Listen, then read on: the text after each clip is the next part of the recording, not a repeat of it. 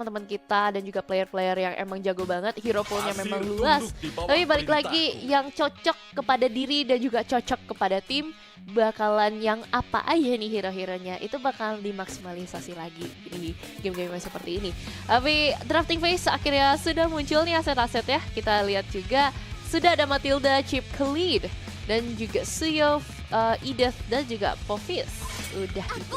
Iya, Khalid di take out ya. Bahkan sekarang ada respect ban dari tim Liquid ID ke arah Suyo-nya. Suyo-nya dianggap begitu berbahaya. Dan Fanny yang ternyata lepas, kita lupa. Fanny yang dilepas sekarang bakal di kontes. Yang akan jadi pertanyaan adalah apakah mereka punya hero pick off yang bisa menangkap Fanny-nya. Saber menjadi jawaban, atau mungkin Kaja juga bisa di-pick, tapi mereka udah dekat Kaja dan Chow, berarti udah fix. Harusnya antara dua ini jadi roamer. Oke. Pertanyaannya pick off-nya di mana? Itu dia. Nah, mereka bener. butuh lockdown CC tuh. Chow-nya bisa, Susah. tapi susah, ya benar, setuju. Nangkep orang terbang pakai kabel itu susah. Tiba-tiba muncul Franco. Wow. Terus Gatot Kaca Mid. Build magic. Lemon, is that you? Ini saudaranya Sangkis. Oh, Sangkis. Wow, berarti dia bersembunyi ya di balik itu ya. Sangkis namanya. Oke. Sangkis. Tigreal, Harriet itu udah jadi gold lane yang solid lah menurut gua. Dan dari tim Academy kita baru ngomongin tadi kita butuh Hayabusa. Dan Hayabusa kita dapetin. Hayabusa lawan Fanny. Ini dia matchup yang flash yang seru, yang pengen kita lihat di Land of Dawn nantinya. Tapi kalau ngomongin dari kedua assassin ini, lo lebih prefer Fanny, Hayabusa untuk 1v1 situations ataupun Valiant dibawa ke arah tim? Ketika kalau di bawah tim, aku akan memilih Hayabusa. Kalau kita mau ngomongin secara hero power ya teman-teman. Kalau kita ngomongin secara hero power, Hayabusa dia selain dari ada Coach Shadow, dia dapat mendistribusi damage-nya itu tuh kalau emang kebetulan lagi rame, mungkin tidak terasa terlalu sakit, tapi distributionnya itu tuh rata. Sedangkan teman-teman kalau misalkan menggunakan Fanny, ada kemungkinan mungkin kabelnya kalau lewat aja. Tapi kalau misalkan lewat gak kena, nah itu yang menjadi problem. Yang kalau kita ngomongin secara sure hit, lebih ke arah Hayabusa. Dan kalau untuk potensial EXP mumpung belum ada high loss yang langsung aja ditutup, yang kalau kadang-kadang bisa menjadi sebuah PR, IDES juga sebenarnya masih buka, Loi pun juga ditutup in case kalau misalkan emang ada diversion play yang emang bisa fokus ke sini. Untuk last ban mungkin bisa fokus ke arah marksman, Moskov bisa aja ditutup biar Harrietnya tidak pusing, tapi mereka tetap memilih untuk menipiskan ke arah middle lane-nya. Vexana pun juga say goodbye. Valentina ban, Vexana ban yang begitu mengerikan. Dan terkesan buang-buang juga sebenarnya dari kedua band itu, tapi Aurora yang akan di pick up sekarang oleh para pemain tim Liquid Academy. Dan mereka udah punya AoE yang sangat-sangat gila. Ada Avatar of the Guardian, tiba-tiba ada juga Frigid Glacier dari Aurora. Faramis yang akan di pick oleh Rebellion Blitz. One last pick, berarti di arah XP untuk dari Rebellion Blitz. Nah, gue kepikiran bisa jadi tim Liquid Academy nge-pick Melissa di sini. Karena dari Faramis bakal sangat memaksa mereka untuk clamp up jadi satu.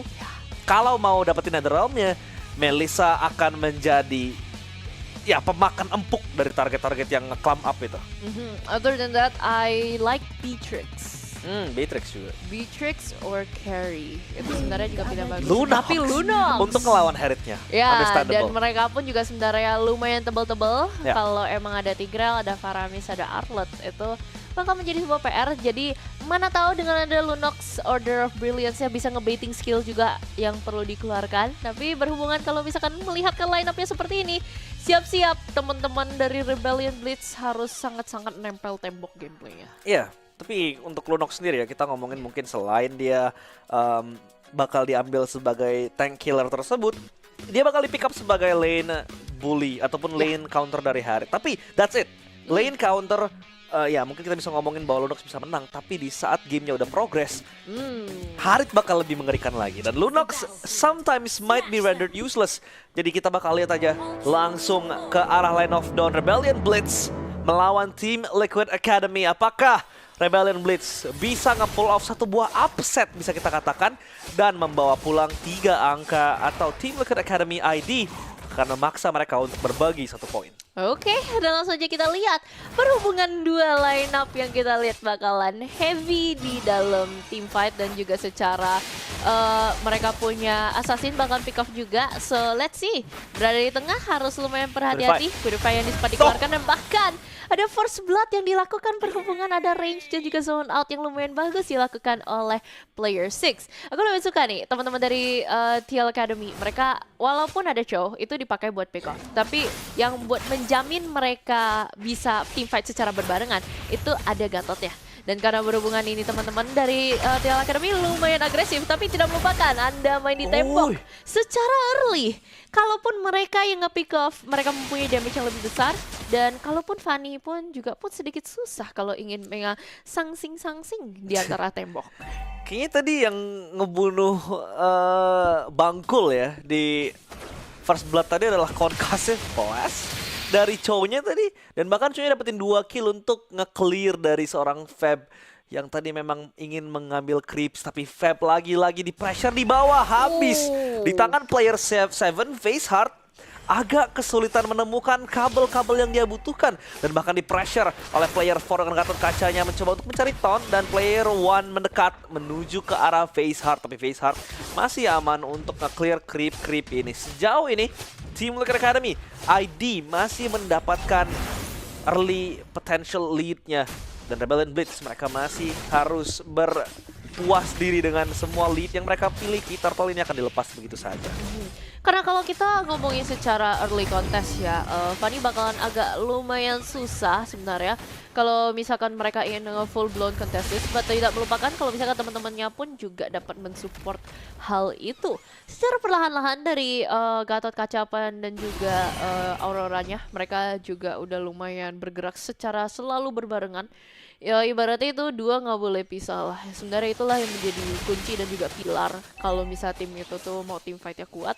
Dan berhubungan emang secara early mereka sudah bisa mendapatkan lead itu, dan bahkan kita ngomongin secara leveling lumayan scale up juga. Teman-teman dari TL Academy mereka memegang hal ini kalau kita ngomongin early sih. Tapi kalaupun awal yang sempat aku pengen bilang, dua-duanya kalau ditarik ke late game pun dua-duanya PR, nggak ada marksman. Ya benar. Gak ada marksman yang bener-bener marksman ya. Kayak Harit mungkin bisa dikategorikan sebagai marksman, tapi dia lebih ke arah burst ataupun magic damage itu. Sementara itu untuk Lunoxnya sendiri adalah mage juga. Jadi agak sedikit sulit untuk memainkan hal tersebut. Dan sepertinya ada potential dive ke arah top side turretnya. Ternyata player 4 yang membuka badan, Quattro di pop, dan ternyata Bangkul mendekat Netherrealm untuk menyelamatkan para pemain dari Rebellion Blitz, dan datang sudah Faceheart. Tapi Cutthroat tidak sempurna. Implosion menahan para pemain dari Team Liquid Academy untuk bertahan di depan saja. Frigid Glacier pun connect, tapi pertukaran kill terjadi. Faceheart comes back for round 2, dan player 1 yang ternyata menangkap Faceheart, tapi satu buah vengeance dari Fab mengejar ke arah Team Liquid Academy, dan ternyata Team Liquid Academy ID yang memenangkan Way of Dragon dari Chow. Bangkul di arah backline menangkap Hayabusanya, tapi dia harus lari. Masalahnya dia dikepung dan dia akan tumbang di tangan player 6. Chow lagi-lagi double kill. Banyak sekali trade-off yang dilakukan, tapi berhubungan teman-teman dari TL Academy mereka sudah mendapatkan lead itu. Mereka tetaplah mendapat mensecure hal itu. Teman-teman dari Rebellion Blitz, they got more kills during that fight. Tapi tidak melupakan, karena mereka sudah mendapatkan lebih banyak team fight itu. Gak boleh greedy, gak boleh overextend. Karena buktinya satu persatu emang bisa di pick off, karena berhubungan teman-teman dari TL Academy pun juga lumayan tanky dan juga bisa survive. Kalau kita ngomongin secara turtle pun, balik lagi Faceheart tidak ingin mengkonteskan hal itu. Kalau emang udah gak dapet, oke, gak usah maksa, gak boleh terlalu overextend juga, gak apa-apa kita fokus farming. Karena hal itu, Faceheart hanya ketinggalan satu level dibanding lawan dari player 7. Iya, itu level discrepancy yang ada. Team Liquid Academy ID mereka punya kesempatan untuk menyamakan kedudukan match kali ini, tapi Rebellion Blitz belum bisa terlalu mengunlock power spike mereka. Heretinya bahkan tidak terlalu menikmati lane di atas, maka dari itu lane swap dilakukan ke arah bawah. Faceheart mati di tangan shadow kill dari player 7 Hayabusa 1v1 ke arah Fanny. Fanny-nya nggak bisa ngapa-ngapain. Wadidaw sekali ini nih yang menjadi sebuah PR secara perlahan-lahan udah memulai dan juga nge-create gap antar junglernya dan juga zoning yang dilakukan secara baik-baik. Avatars of Guardian jumping in, ternyata kena ke arah dua orang player 7. Retribution dikeluarkan juga diforsir keluar. Cutthroat yang belum bisa menghabiskan kepada siapapun berhubungan minionnya semua sudah masuk. Satu turret yang di lane bawah langsung aja habis. Ternyata ada kolam revitalize yang dilakukan dan juga dilanjutkan lagi di fight ya. Bisa mengeliminasi satu orang sehingga Bang Quill menjadi korban kedua. Fab yang ternyata agak sedikit offside dikejar 5 orang. Seperti maling yang dikejar karena dapat motor tetangga. Ternyata pun juga tidak bisa selamat dari 5 player teman-teman dari TL Academy ID. Oh, unstoppable. Dari tim Locker Academy ID, mereka tidak bermain-main di game yang kedua ini. Dan kalau kita lihat in-game equipment by Dunia Games, Glowing One sebagai first item dari Lunox karena dia tahu dia harus nge-cut dari tank yang ada, tapi Fidget Glacier di pop, Avatar of the Guardian tidak connect. NetherRealm memberikan extra defense, extra ability untuk bertahan. FaZeHeart gagal nge-execute player 5 karena adanya flicker yang dibuka, tapi player 4 harus tumbang lagi player 7 yang memenangkan 1v1-nya ke arah FaZeHeart. Untuk kesekian kalinya Fanny-nya benar-benar tidak diberikan waktu untuk bermain. Oke, dan wadidaw ya, ini yang bisa aku bilang tadi sedikit intip-intipan item. Hayabusanya, Hunter Strike, dan juga si Halberd. Unik ini sebenarnya, tapi hal yang dibikin itu sebenarnya full respect juga terhadap teman-teman Rebellion Blitz yang emang ada Faramis yang dapat meng-heal mereka juga. Tapi kalau teman-teman dari Rebellion Blitz pun juga harus berhati-hati. Oke, secara team fight mereka kuat, tetapi tidak melupakan ada yang bisa ngegrogotin mereka juga. Dan kalau kita ngomongin Fanny yang dari tadi terus-menerus ke pick off, ya berhubungan emang gesit aja. Well, last resort split push. Ya, split push itu sih yang sebenarnya bisa dilakukan juga oleh Fanny ya. Kalau tadi kita bilang kayak Godshin di exit block tadi terpaksa mainin split push link, Fanny split push I think is also good dan bisa dilakukan di arah side lane-nya. Lihat FaZeHeart sudah bermanuver ke arah atas juga untuk nge-clear waves-nya, mendapat ekstra farm kecil. Dan player 6 dengan show-nya bisa nge-zone out dengan begitu gampang. Scanning dilakukan dan Lunox-nya udah punya Holy Crystal sebagai item yang akan memberikan dia bahkan lebih banyak power. Sacred Hammer di pop, Implosion belum keluar, masih tertahan karena adanya Frigid Glacier yang nge-lock dia, tapi Implosion ke arah 3 pemain. Namun tetap player 1 dengan satu buat follow up-nya. Blitz Order di pop dan ternyata di arah backline mereka digrogot satu persatu dan sekarang Rebellion Blitz harus tumbang dan lari triple kill untuk sang Lunox. Dan tim Locker Academy ID hanya menyisakan FaZeHeart yang dibiarkan untuk bercerita tentang keburukan ini semua. Wah, sangat berat sebenarnya. Dari tim fight yang heavy sentris seperti itu, walaupun ada berkali-kali banyak sekali yang dipaksakan hanyut ya. Bertukar satu nyawa untuk turret yang barusan saja. Teman-teman dari TL Academy berkali-kali mereka target selection-nya sangat-sangat bagus. Dari player 7 dia tahu dia ngincernya ke arah belakang juga.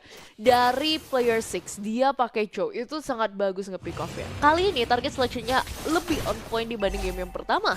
Kita bisa lihat juga kayak berkali-kali dialah yang meng-cancel ultimate Faramisnya. Emang udah kebuka dan gak membuatkan dia kabur, malah ada terkena silence juga untuk menghabiskannya. Dan itu juga sebenarnya a good follow up juga yang emang yaudah kita berada di garda depan, ada Gatotnya, tapi tidak melupakan gue juga tetap harus jaga yang belakang.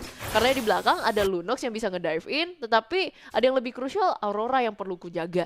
Kalau misalkan Lunox yang masih bisa ngedive out keluar, tapi flicker yang dipakai tadinya oleh Aurora itu harus lebih berhati-hati lagi. Dan itu berhasil dijaga semuanya sama TL Academy. Jadi sehingga di game fight yang team fight yang tadi itu dibungkus sangat-sangat rapi. Ya, begitu rapi ya.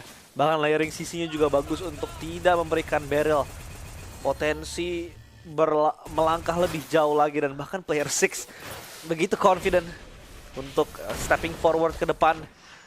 Dan sekarang Rebellion Blitz, bagaimana mereka ingin bermain defense. Ini tentunya defense-nya cukup baik sebenarnya. Ada Harriet yang bisa nge-clear wave dengan AoE, Bang Kill juga dengan beberapa Ghost Bursters. Tapi Team Locker Academy ID mereka bisa brute force ke dalam. Lord pun akan dipersiapkan di arah bawah. Mid lane-nya kopong. Oh, FaZeHeart mencari eksekusi Tapi untungnya ada brilliant order dari seorang player, one itu Lunox-nya, tapi di bawah Lord akan tetap dibuka. Oh my goodness, lagi-lagi eksekusi dengan shadow kill ke arah Herith dari Zen. Dan team fight akan ke pop ke atas. Frigid Glacier di pop juga sebagai sisi, tapi Lordnya masih bekerja di arah bottom turret. Oh, itu dia satu second hammer yang connect di push ke arah belakang. Bangkul dapetin killnya, dan player 7 masih menjadi ninja yang sulit untuk ditangkap. Face hard execution ke arah player 1 langsung dibalas kontan. Dan sekarang Rebellion Blitz, tersisa barrel seorang diri. Zen sudah respawn. Oke, dan bahkan sudah respawn, Conceal yang dipaksakan untuk keluar dan juga untuk menge-save diri ya. Tapi teman-teman dari TL Academy pun juga tahu, oke kita mundur ke belakang, kita disiplin lagi. Kalau misalkan emang mau end, kita gak boleh terlalu aneh-aneh di base-nya Rebellion Blitz. Karena yang hidup adalah hero-hero yang dapat membuat momen. Kalau emang kita cuma bertiga gak apa-apa, tarik mundur lagi, kita menunggu Lord main lebih aman lagi, main mencari assurance-nya itu juga. Kalau Mil ngomongin secara build yang emang patut banget Hayabusanya, itu udah lumayan banyak juga item yang emang ditarik seperti sekarang implosionnya pas sekali ke arah 5 orang. Petarung Guardian cepat keluar dan juga ada Frigid Glacier terkena ke arah 2. Godlike untuk player 7 dan langsung aja dikejar, ternyata ada sedikit ton. Tapi player 4 masih sustain, cobain mengganggu tapi Vazard yang menjadi finisher di sini untuk menghabiskan, but Fam terlalu panas dan juga bakal ada double kill untuk player 1. Lunox yang sudah membara, damage-nya sudah sakit, tapi Bangkwil menjadi collateral di sini juga. Player 7 hampir saja overextend, tetapi mereka bisa memenangkan hal ini. Base terbuka dan ternyata teman-teman dari TL Academy ini equalize 1-1. Recall sebagai cherry on top setelah kristalnya juga hancur. Dan